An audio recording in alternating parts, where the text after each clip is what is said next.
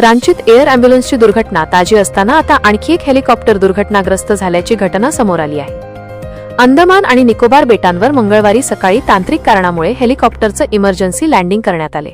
Helicopter Mayabunder जवळ समुद्रात उतरवले। या हेलिकॉप्टरमधून प्रवासी आणि क्रू मेंबर्ससह एकूण 7 जण प्रवास करत होते। ते सर्वजण सुखरूप असल्याची माहिती समजते। पवन हंस कंपनीचं हेलिकॉप्टर असून घटनेची माहिती कंपनीने दिली आहे।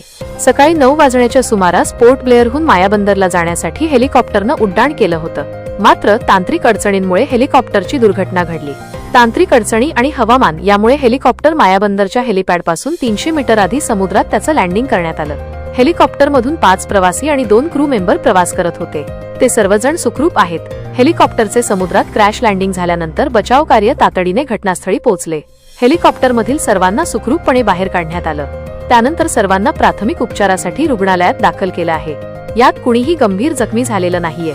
समुद्रात हेलिकॉप्टर कोसळल्याची माहिती मिळताच स्थानिक मच्छीमार आणि पोलिसांच्या पथकानं बचावकार्य सुरू केलं। दुर्गम परिसर असूनही बचाव पथकाने तातडीने हालचाली करत सर्वांना घटनास्थळावरून सुखरूप बाहेर काढलं। हेलिकॉप्टरने पोर्ट ब्लेअरहून उड्डाण केलं, पण मायाबंदरजवळ शॉर्ट लँडिंग करण्याची वेळ आली।